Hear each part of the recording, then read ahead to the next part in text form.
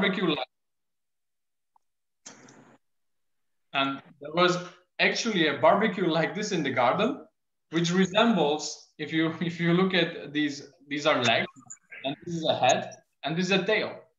So with very little knowledge of her, she already created some kind of similarity metrics, some patterns that she can match it, the parts of this barbecue to a dog.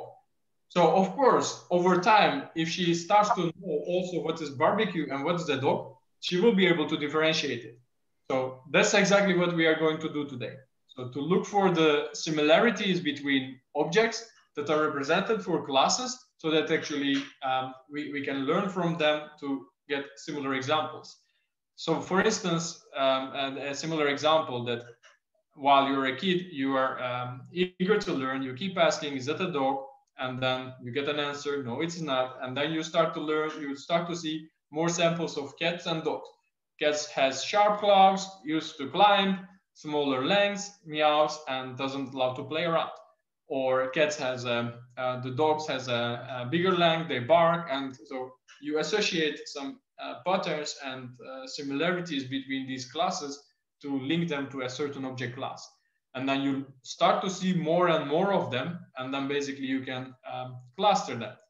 And then you can, by yourself, define over years what's a cat and what is a dog. And so in this equation, what is kNN algorithm? So kNN algorithm is actually a very known phrase, which is described by a very known phrase. Tell me about your friends, I will tell you who you are. So it's one of the simplest form of supervised machine learning where it actually checks similarities between data samples. It is a voting mechanisms based on the max voting. So within a sample, within a cluster, you try to find in the feature space your closest neighbors, and then based on your neighbors, you vote what the class you should belong to. And it's like in this example. So if we consider a class A and class B, and this is, let's say, a 2D representation of some data, and you don't know this green sample, which class it belongs to. So what you will do in intuitively thinking, what you will do is find the closest samples in this 2D representation, and then try to estimate or predict which class you belong to. Of course, there are certain parameters to be predicted. So for instance, you can only consider one neighbor. So if you find the closest neighbor and you can assign the label, let's say this is your closest sample, then it will be, your class label will be B because you're closest to a B. Or if it will be two neighbors that you need to consider, and that will be considered as, again, class B, because you will be checking with two closest neighbors, and they are both associated with class label B, then you will be B as well. Or if you will extend to 3, that will include this example, but max voting will consider B as your closest label. And that's where we define K. K actually defines how many neighbors you will be searching for. And we are talking about the distance or the similarity. And distance can be in any forms that you can imagine. But in these kind of problems, mostly used is Euclidean distance. And I think also in the high school literature, which is commonly used. So you can use an Euclidean distance or squared Euclidean distance, Manhattan distance, and you can imagine many others. But these are mostly commonly used examples. Of course, on top of it, there are in our domain where we work with color, the cosine similarity makes more sense. So depending on the problem and the feature space, you may want to use, how do you want to define the similarity, if these samples are similar enough or not. And if, in order to give an example, so let's take this table on the right side as an example. So these are, on the first column are the weights of a person, and the second column is the height. And then let's say you want to calculate the body mass index, but you don't know how you calculate. Of course, this will be best with linear regression. However, let's say that you don't know the BMI index calculation equation, and you have samples and you want to weigh yourself if you are a normal weight or a normal body measure, or your underweight or your overweight. So these are giving examples of your height and weight. So if you consider a two-dimensional space where we can easily plot them in this diagram, so the new sample, let's say 57 kilograms and 170 centimeters. So you put here the sample, and you have to go all the way through all these samples and calculate, let's say we use here Euclidean distance, you calculate Euclidean distance to each same samples.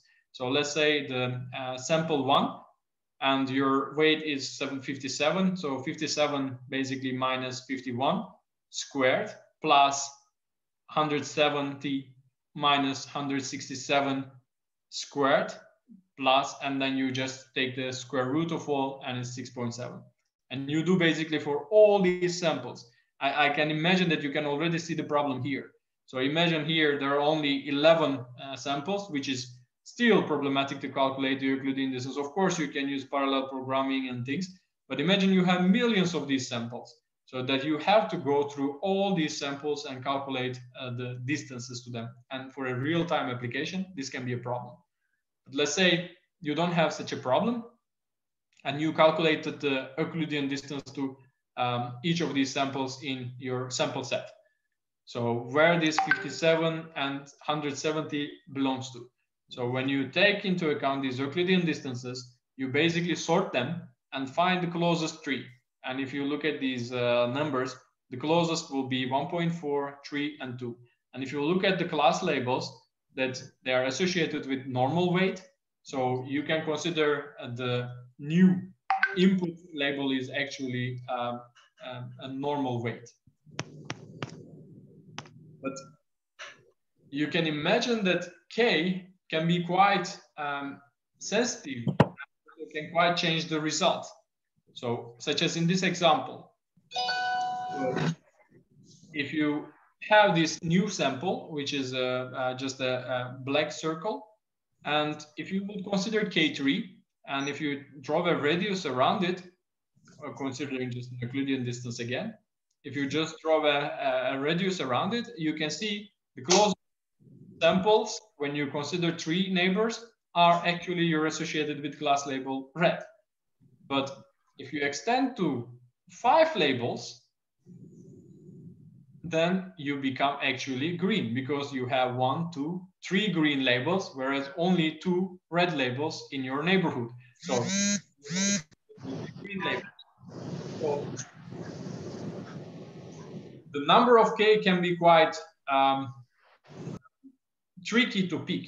There is a golden rule that how people usually does is number of samples are squared. So if you have 25 samples in your sample set, then you should check for 5. Or if you have 100, then square root of 100, then you should check for 10 neighbors.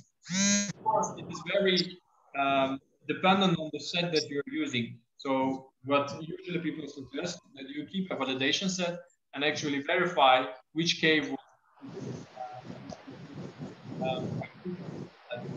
best. For instance, if you consider this example, that there is only one blue sample here, and you want to find the black new instance coming, you want to find the label of it here. And if you consider only one nearest neighbor, and the closest will be blue, but obviously blue in this neighborhood is just a noise. But if you would pick 3, then you will definitely get a correct label. But having like always higher K doesn't mean also good. Let's say you have an overpopulated class. I will imagine there is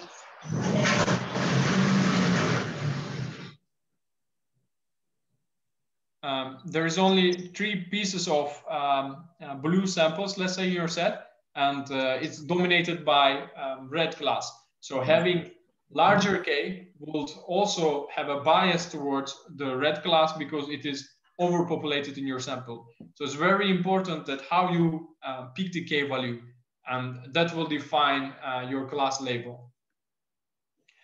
The strength of kNN is because it's very simple and intuitive. So it just It doesn't require any parameter tweaking or modeling, because it will be just on the k value, but it is just a simple distance functions that everybody would know and will be able to calculate, and can be applied for any data distribution. So you don't need to have a certain or any so it can be applied to any data distribution.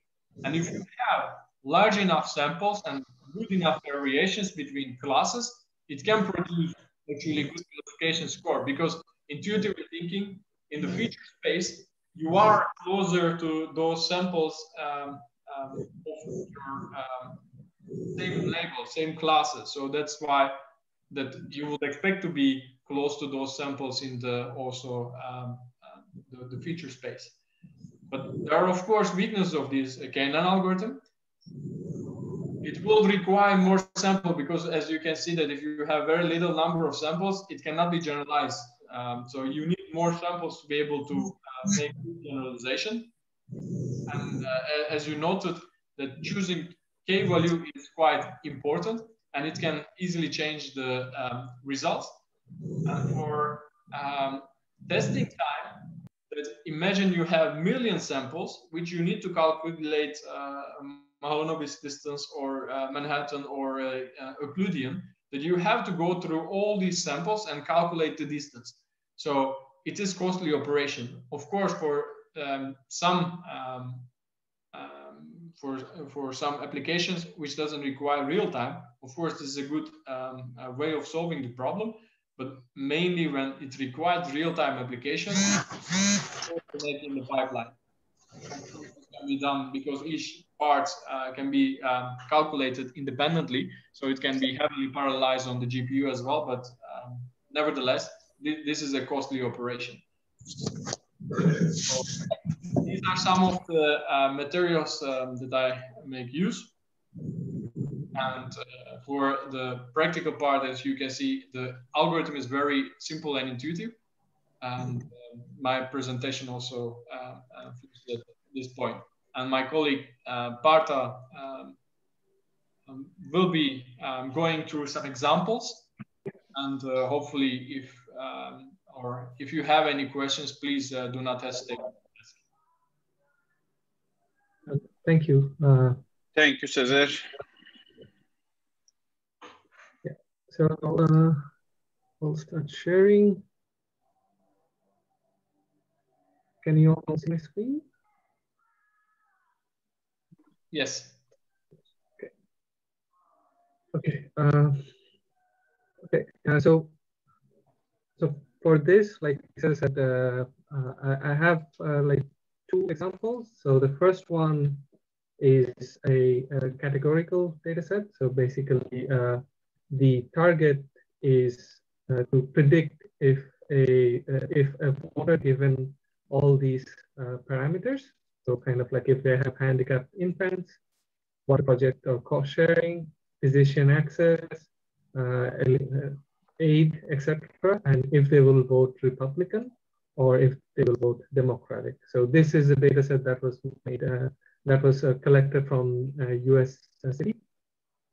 So the objective is to predict the class name given you have all these parameters. So this data set is interesting because all the parameters are yes, no. So you can think of it as like a if and else thing. So in a way, the model would learn like if this is yes, that is no, and that is yes, and then this might be a Democrat. So it's also easier to visualize when you are doing it when you're training models like kNN.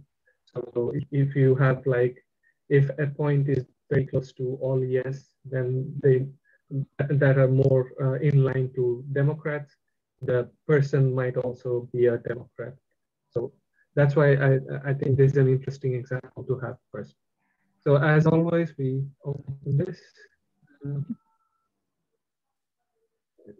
Go to that, and here we need to make sure the class name feature is as the target. We apply, and just to check everything is okay, we check the data table. So we have the class name, we have the vectors. And then we pass to a data sampler. So we create the test and training set. And we first link it to a test score. And make sure the data distribution is correct. Here I'm taking 80% of the data. So 80% is test, the rest of it is just training. And then we train a inbuilt kNN model. So, and then connect it to this. So with the kNN, like in the presentation Sezer mentioned, we have the number of neighbors. So that is the closest, how many close, weight, and then we have a distance metric. So by default, 5, we can start with 5, and then we'll see how the test scores changes. And we also use the Euclidean distance, as I explained in the presentation. And then we can see that the accuracy is already 93%. But then we can see that in the training we have 384 sets. So if we do a simple calculation, as I said, of 384 and square rooted, so the rule of thumb, golden rule, would be 19, or if you round that, it would be 20 in nearest neighbors. So we can also try that. We can see how that varies. And if we do that, we see the accuracy doesn't really change. It's still 93. So we can go down half of it. We see it's going down again. And if we go more, we see that there's like at 5, already get 93. So we can see like 5 is already the optimum, because if you have more neighbors, it has to calculate more distances, like take into account more neighbors, so it might run the chance of being overfitted. So if you can get it on a lower lower number of neighbors, that's already the optimal. So here we see like 5 is already giving you the optimal results, and if you increase it, the accuracy goes down. So and then we can also plot the confusion matrix of this, so we can see like how many of it was correctly predicted. So since it's 93%, we can see that the model actually made predicted two Republican as Democrat, and four Democrats. Sorry, the model predicted 4 Democrats as Republican and 2 Democrat as Republican. So you can see with the confusion matrix. So this was a data set that only consisted of categorical features. So it was yes and no, but we can also extend it more. So we can also do something a bit more complicated, like an iris data set, where you have it's a set of data that predicts that defines the different properties of a flower, of different types of iris flowers. So here we have, so here we have the data set where the different properties are like the petal width, the petal length, the sepal width, which is, and the sepal length. And these you can see is, unlike the previous data set, it's more like continuous value. So it's more like you have a vector that's of length 4 associated with the class. So if we load that and visualize it, so we apply that, we can see here, this is like overall distribution.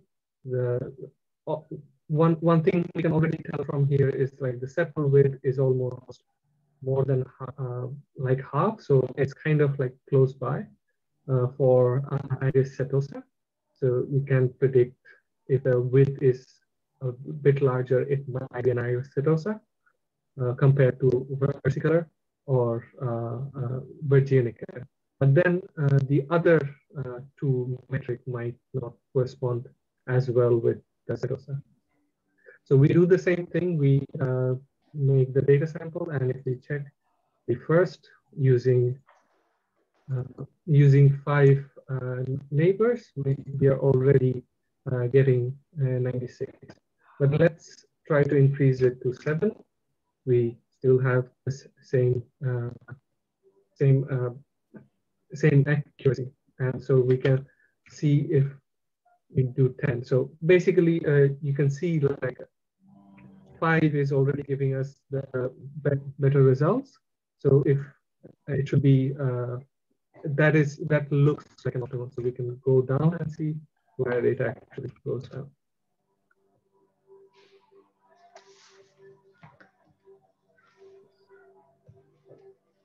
So we can see that because the data is well distributed, it's already very the model is very good. But we can also try is change the distance function. So if we change this, we can.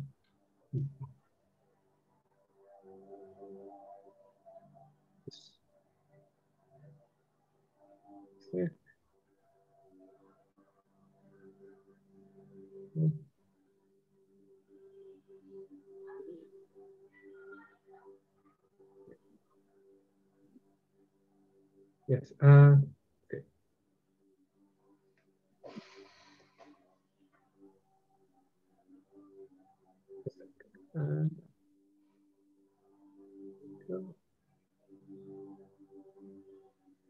Yes.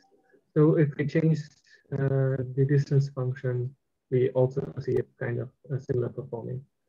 So for this data set, it's already quite distributed. So, and that's one thing you can already see in if you visualize it.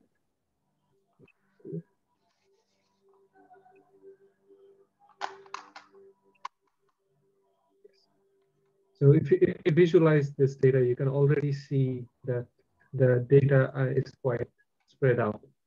So that's why the model is quite good at predicting it. But if you visualize the other data set, that is the coding, you can see that the model is quite, like the data is quite closely packed. So it's hard to predict without, it's hard to have like good prediction without taking into account multiple things and having like a high degree of higher dimensional modeling, and hence the accuracy is low, and also like it depends on the kNN. Sorry to interrupt, but just to comment on here something, if you can go back to iris data, the representation. Yes. Yeah, so what matters here is the most important thing, that all close class labels are close to each other.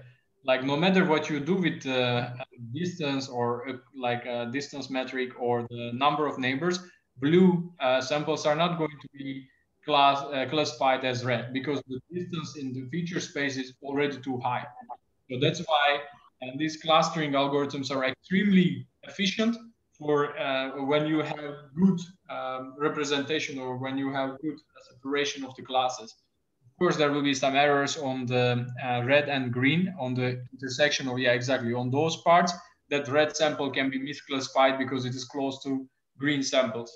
So even if you pick 5, 10, 12, I don't think it's going to change. The K number is not going to change. So if the classes are separated well, and there is a good measure of these distances, then the kNN algorithm actually works quite well.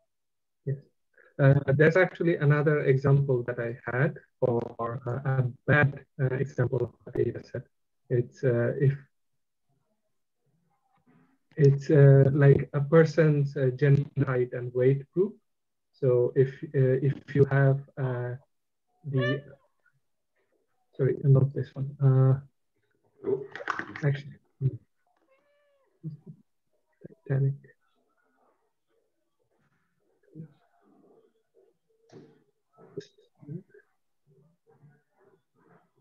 Oh. I think I had the data here. There was like the Titanic data set. It gives you like 50%. Yes. So for these classes where the clustering algorithms or the separation between classes are not very good, no matter which k function or distance function that you pick is not going to work. Yeah. And also another good example that I find, like when you're doing, I don't know if you have Netflix account or things, that you get automatically recommendations for the movies or the TV series that you're watching. Yeah. And of course, there is a lot more sophisticated algorithms behind it than a kNN algorithm. But you can imagine there is IMDb dataset where you can actually check which category, which actors are acting, what's the IMDb score. So you have categorical and numerical values for a movie. What you can simply do is just test yourself. Okay, you pick these movies I like, these ones I don't like, and the recommendation system can be done based on just your liking and disliking. You can get for a new movie a recommendation. Okay, you will possibly like also a new movie or this new series. So you can easily apply these things in your daily lives. Of course, as I said, this is possibly Netflix use a lot more sophisticated algorithms, but this is something that you can easily try at your home as well. Yeah. Yeah. Like in the same line also, like if you have like some data set like the Titanic data set where you have like 3 simple comparison like status, age, and sex, and then you have like a survivability as your target, then you can already see like the accuracy is quite low, like it's 50%. But then if you try to visualize the data, you can it's actually not very clear because here it's not visible, but when I move, you can see like one of the dot changes to blue. That basically says like all the dots are clustered there. So yes and blue, it's overlapping. So even though you have different different properties, it still doesn't like define, and the data is quite close by. So in that case, the network starts performing. But this can be explained also with the fact that dying in a Titanic accident is quite random. Yes, exactly. It doesn't matter how old you are or what is your gender. If an accident happens, it is. Of course, if you're younger, maybe you survive a little bit longer in a cold water or something. But it is, at the end of the day, it's quite random. So there is no way to cluster this data, and that's also the reason your data should be suited for extracting similarities between classes. So if there's similarities which associate to the label, then no matter what you do, is not going to work. Yes, exactly. It should be separable from the data itself, and the model can't be blamed for it. Yes, and that's my presentation. If you have any questions, please ask. Feel free to ask. Thanks, Partha. Thank you. Thank you, Alat. Thank you, but I want to ask you about kNN. How can we choose k numbers at kNN algorithm? So people typically try is what people try is number of samples, the square root of the number of samples in your data. But in practice, it is hardly true. It really depends on your data distribution. It really depends on how your data is structured. So what people usually suggest is to have a validation set where you verify your assumption using different number of Ks, K3, K5, K7, usually odd numbers so that you don't run into the same even numbers are associated with equal class predictions. So you have at least one max voting. So people are trying usually 3, 5, 7, 11, and then see which numbers are giving the best on the validation set. So in practice or in theory, people say the square root of the samples, but I would suggest always to try on the validation set. Okay, thank you.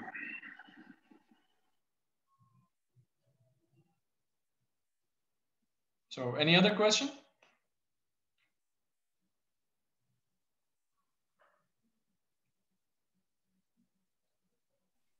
So just me commenting on one last thing, as at the beginning of my presentation, I also mentioned. So this method is, or learning algorithm is slightly different than a linear regressor. At linear regressor, you create some function at the end of the day, and just receiving an input, you directly output a result or make a prediction. And with this kNN algorithm, it's called a lazy learner, where you don't create a model, but you find similarity between the data. So as soon as a new sample came, you have to make all these calculations, distance calculations again and again. Of course, there are fancier ways to do it, KD research and so, but the difference between them is with kNN algorithm, there is no model. It's just the similarity of this sample and your data set. How similar I am with the samples in the data set. So that's basically what you are looking for. And that's why I said it's a very common phrase. Tell me your friends, I will tell you who you are. So that you will be represented with the closest samples in the feature space. Having said that, I think if there's no questions, this concludes my presentation.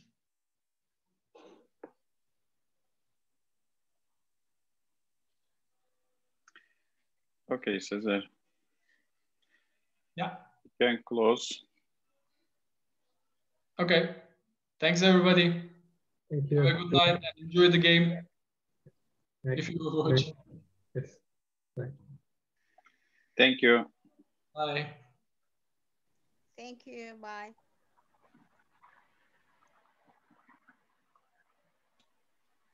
Thank you, thank you, thank you.